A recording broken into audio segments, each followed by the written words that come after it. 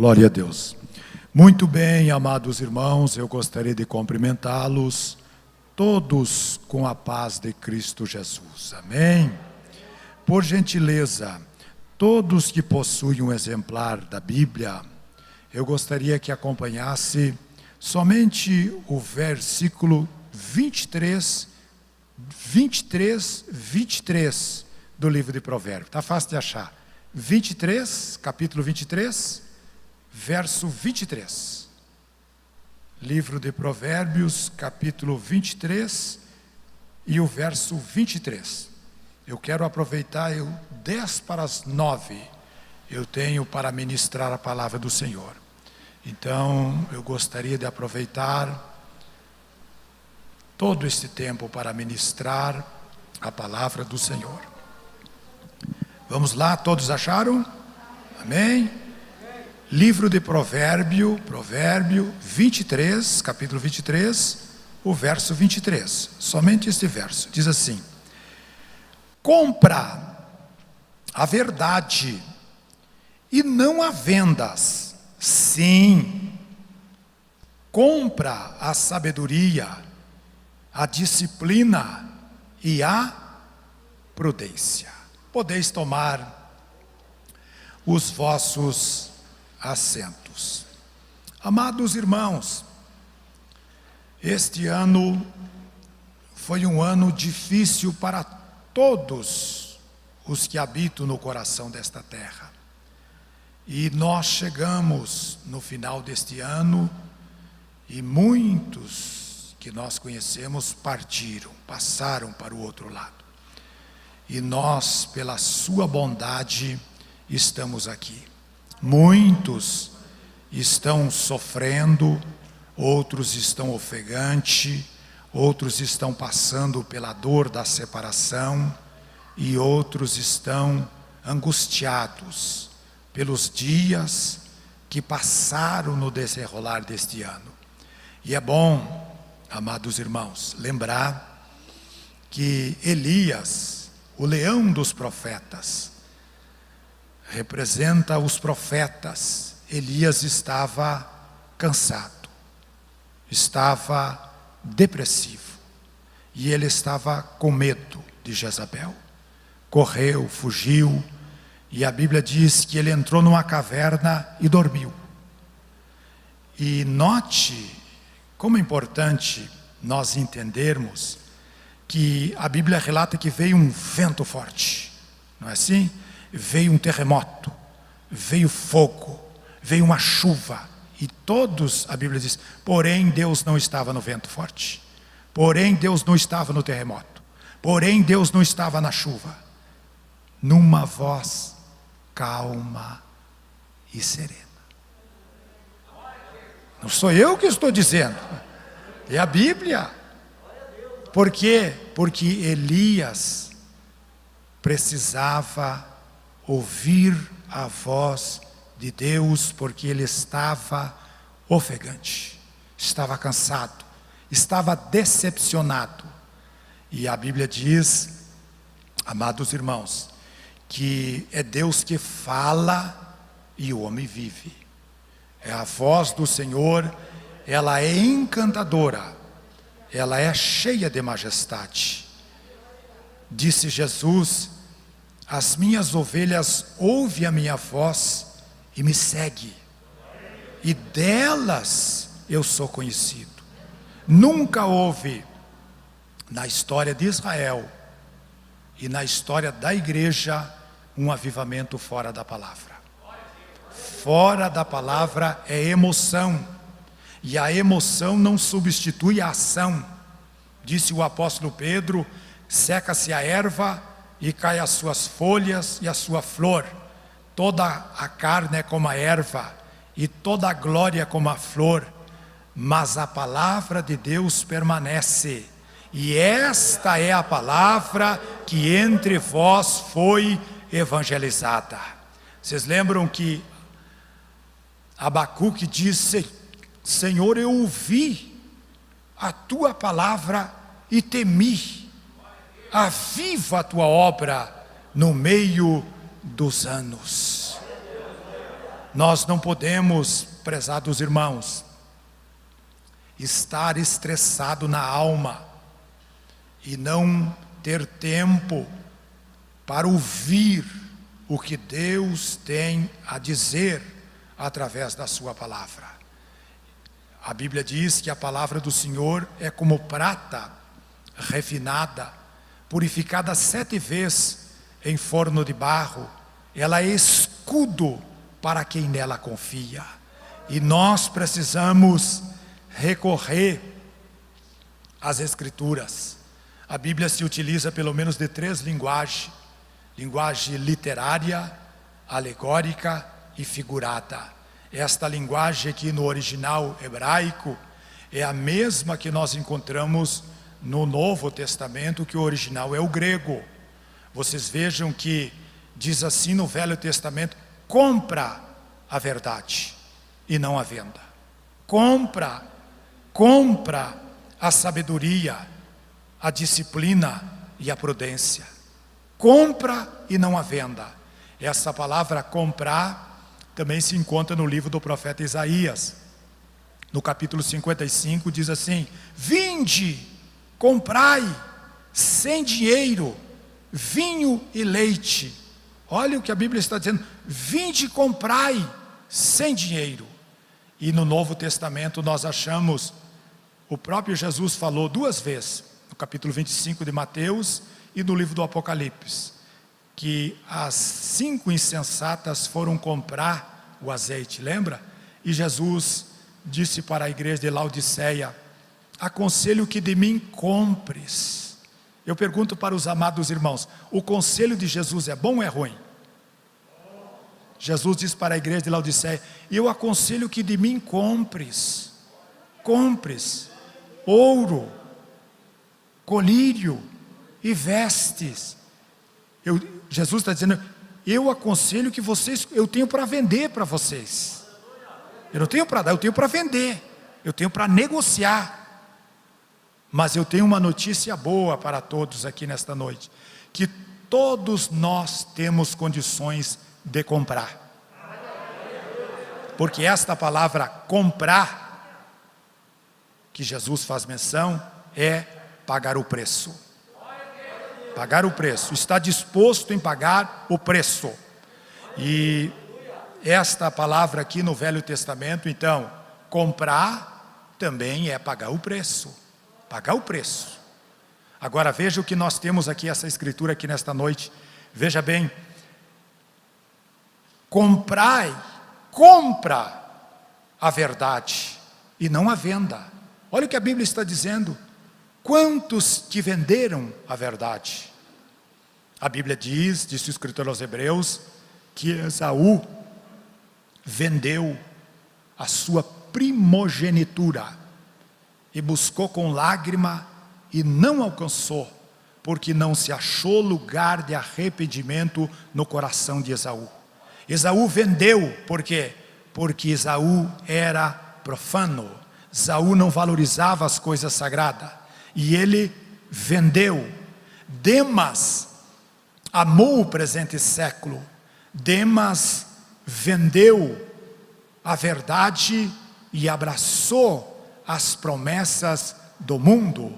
Judas vendeu Jesus por 30 moedas de prata, valor de um escravo. Judas vendeu. Então nós encontramos nas Sagradas Escrituras aqueles que vendem. E os dias que nós estamos vivendo, amados, pasme os senhores e as senhoras, muitos estão vendendo.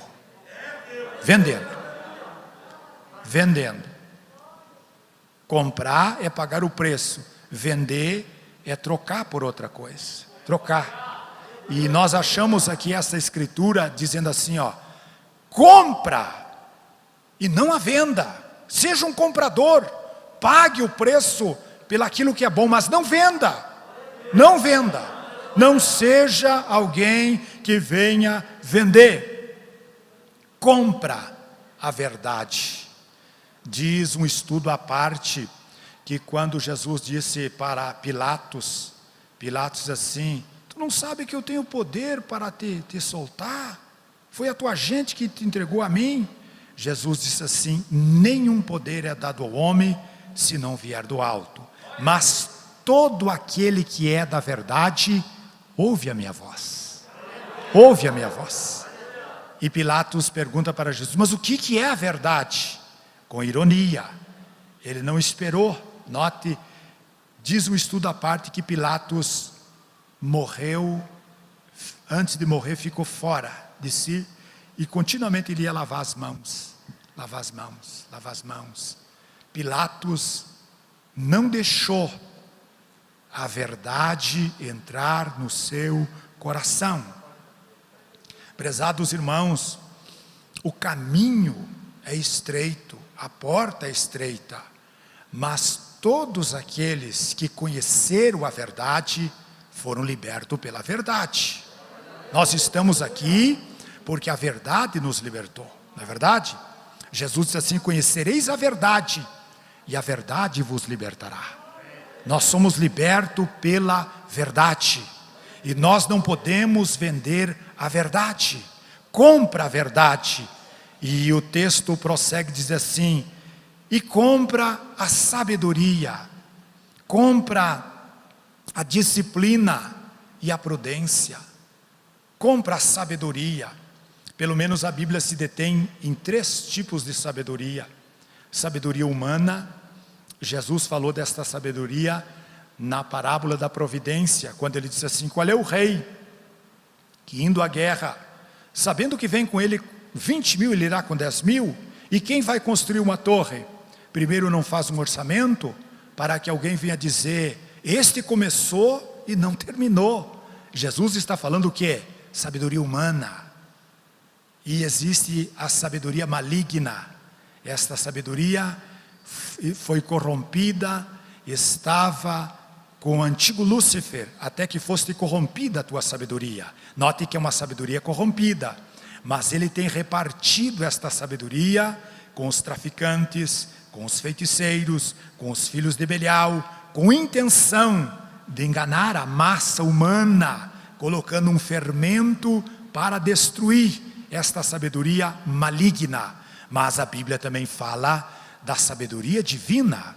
Disse o apóstolo Tiago: quem tem falta de sabedoria, peça a Deus, que Ele dá liberalmente e não lança em rosto, porque do Pai das luzes vem toda a boa dádiva, e todo o dom perfeito vem do alto, descendo do Pai das luzes, a quem não há mudança e nem sombras de variação. No livro de Provérbios diz que o temor do Senhor é o princípio da sabedoria. No livro de Jó diz assim: temer a Deus é a sabedoria. E Deus reservou a verdadeira sabedoria para os seus filhos. E a sabedoria, todos devem buscar a sabedoria de Deus. E nesses dias que nós estamos vivendo, nós precisamos de sabedoria para canalizar todas as coisas e não valorizar aquilo que não tem valor para Deus, mas valorizar aquilo que tem valor para Deus. Sermos sábio. Diz a Bíblia que o sábio, ele se desvia do mal. O sábio, constantemente, ele está comprando a sabedoria que vem do alto. Ele está pagando um preço para ser um homem sábio, para entrar e sair. E o texto diz: compra a sabedoria, a disciplina e a prudência. Note, a verdade, sabedoria, disciplina e prudência. Prezados irmãos, a disciplina é uma coisa muito séria. E no inferno, se eu pegasse esse microfone aqui, desprovido de qualquer espírito de sensacionalismo, e fosse dar para 5 almas, eles iam dizer em alto e mau som: eu estou aqui porque eu não aceitei a disciplina, não quis ser disciplinado. O glutão faz a sepultura com os dentes, por não aceitar a disciplina. E nós precisamos compreender, amados irmãos, que quando Jesus diz assim: quem quiser, então não é obrigado. Quem quiser me seguir, negue-se a si mesmo. Toma a sua cruz de cada dia e siga-me. Porque quem quiser salvar a sua vida, vai perder. Mas quem perder a sua vida por amor a mim, achará achará. Então o crente sabe que ele precisa disciplinar.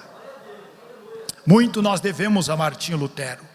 E Martinho Lutero descobriu uma verdade que todo obreiro e todo crente deve ter conhecimento desta área. Quando ele escreveu as 95 teses, que o Papa desencadeou uma grande perseguição para prender Martinho Lutero e queimar ele numa praça, vivo.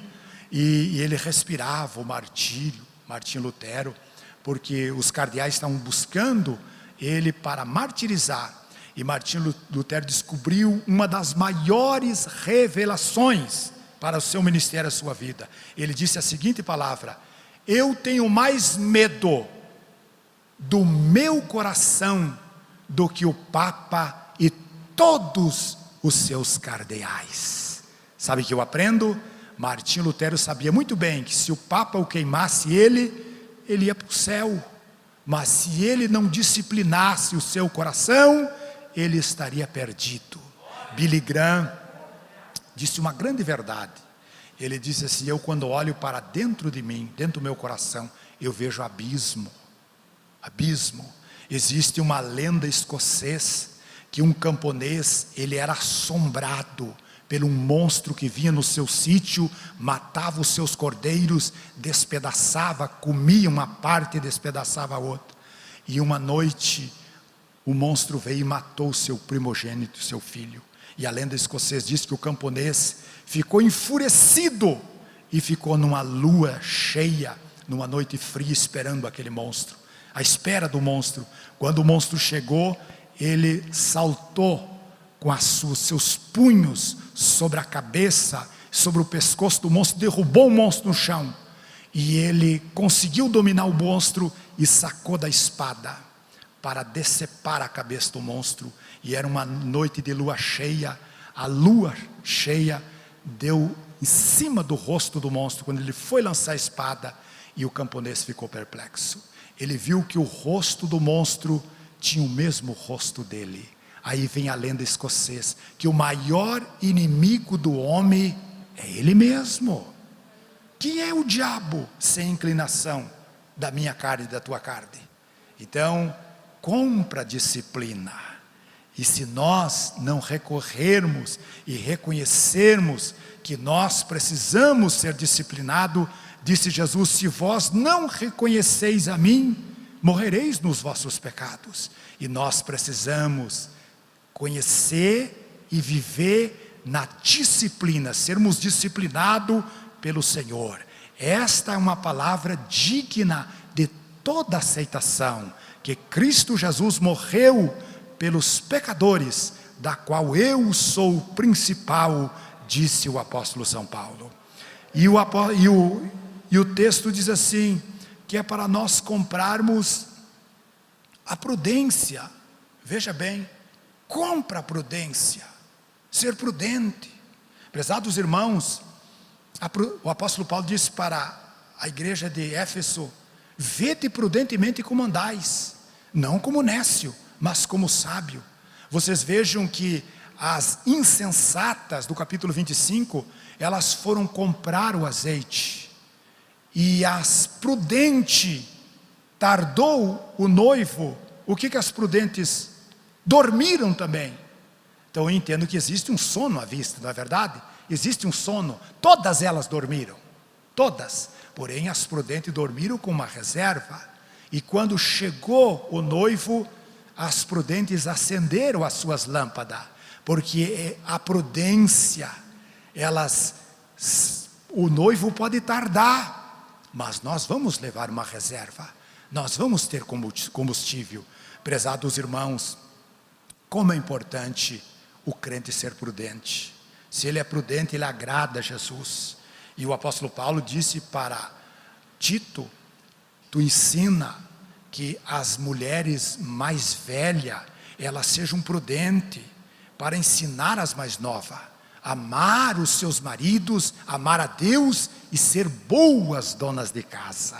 Então veja a prudência, não é lindo? Ser prudente e ter esta solicitude no coração. Veja, prezados irmãos, que quando Jesus disse para a igreja de Laodiceia: eu aconselho vocês, eis que eu estou à porta e bato. Incrível, irmãos, incrível. Jesus estava do lado de fora da igreja. Eis que eu estou à porta e bato. Esse texto, irmão, era usado muitas vezes para evangelismo, mas o original está dizendo que Jesus está batendo na porta da igreja de Laodiceia. Eis que eu estou à porta, eu estou do lado de fora, eu estou à porta, mas se alguém, no original diz assim, se por acaso alguém ouvir a minha voz e abrir a porta, então entrarei e cearei com ele e ele comigo. E Jesus procede a dizer assim: eu aconselho vocês que vocês comprem colírio. Naquela época, Laodiceia tinha uma faculdade e eles se gloriavam com um colírio, um antibiótico. Havia sérios problemas no primeiro século e eles desenvolveram um colírio, e havia uma faculdade que formava oftalmo. Então eles sabiam muito bem o que era colírio. E a igreja e a cidade de Laodiceia, quando houve o primeiro terremoto do primeiro século, ela levantou por si, era muito rica, muito próspera. Então ela sabia muito bem o que era comprar. Por isso que Jesus usou assim, o Senhor nunca vai falar contigo numa linguagem que você não entende. Então eles sabiam muito bem o que era comprar, porque eles tinham condições. E Jesus disse assim, porque vocês não são quente, e vocês não são quente, e vocês não são frio, vocês são morno. Laodiceia não era autossuficiente em água. Eles compravam água que vinha de Colosso e de Hirápolis. A água de Colosso era uma água boa, fria, potável. E a água de Hirápolis era uma água medicinal quente, mas saía de um aqueduto, 16 milhas. Quando a água saía quente, ela chegava morna lá. E a água que saía fria, ela percorria aquele espaço, chegava morna também. Então eles compravam água quente, chegava morna. Compravam água fria, chegava morna. Então eles sabiam muito bem o que era coisa morna. E Jesus disse assim para eles: vocês não são quente e vocês não são frio, vocês são morno. E eu aconselho vocês que vocês comprem de mim ouro, porque vocês são pobres. Ouro, riqueza. Eu tenho riqueza para vender para vocês. Eu tenho ouro para vender para vocês. E eu pergunto para os irmãos aqui, nós precisamos debruçar, como disse o pregador aqui. Estamos aqui concorrendo com nada. Nós precisamos debruçar diante do espelho da nossa consciência e ver, irmãos. Diz a Bíblia assim: coloca o teu rosto no pó, talvez ali haja esperança. Reconhecer que nós precisamos. Jesus não pode, prezados irmãos, estar do lado de fora. E eu pergunto, eu e você me responda: o culto é um culto individual. Vai receber do pastor Telmo, Kleber, do pastor Ayrton, vai receber o culto. Agora, será que na tua vida Jesus não está do lado de fora?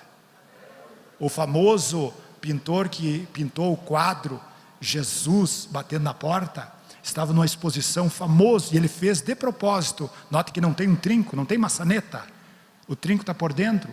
E um menino passou e disse: pai, Jesus está batendo, por que eles não abrem a porta, pai? Talvez não estão ouvindo, filho. E o menino, não contente com a resposta do pai: talvez eles estão lá no fundo, na cozinha, conversando e não estão vendo Jesus bater. O Senhor está batendo. Quem ouvia a minha voz, quem ouvia a minha voz e abrir a porta, eu entrarei e cearei com ele e ele comigo. Mas eu termino aqui, irmão. Compra a verdade. Compra a verdade e não a venda. Compra a verdade, compra a sabedoria, compra a disciplina, compra a prudência. E terminamos esse sermão dizendo assim: o conselho de Jesus é bom ou é ruim, irmão? Olha o que Jesus disse: eu aconselho vocês que vocês comprem de mim ouro. Eu tenho ouro para vender para vocês. Eu tenho colírio para vender para vocês. O crente salvo, ele tem 4 olhos. Ele tem os olhos naturais, que enxerga a igreja, eu enxergo. Mas o crente tem 2 olhos do entendimento, tendo os olhos do entendimento aberto. E quando falta este colírio, o crente para de perder a visão celestial. Ele começa a ter uma escama nos olhos. Ele começa só a enxergar as coisas da terra. A nossa cidade está no céu, da onde nós aguardamos nosso Senhor Jesus Cristo, que transformará o nosso corpo abatido conforme o seu corpo glorioso. Eu vou convidar para se pôr em pé. Eu quero orar, vou fazer uma oração e logo estarei passando. Fiel no horário. 8:50, concluindo aqui o sermão. Vocês lembram do moço que disse para Eliseu: estamos cercados, estamos cercados. Vocês lembram? E Eliseu orou para que o Senhor abrisse os olhos do jovem, para que ele visse que o maior número que estava com eles. Então, amados, nesses dias tão mal, nós precisamos estar com os nossos olhos abertos e ver a glória do Senhor. Levanta assim a sua mão. Nosso Deus, nosso Pai que estás nos céus, Tua palavra tem nos impactado nesta noite. Somos sensíveis à Tua palavra. Não é por força nem por violência, Senhor, mas sim pelo Teu Espírito. Ajuda esta igreja, ajuda o pastor Luiz Flávio, ajuda nós sermos verdadeiros compradores da verdade, da sabedoria, da instrução, do entendimento, e sermos prudentes, porque o fim de todas as coisas está próximo. Ajuda nós, em nome de Jesus.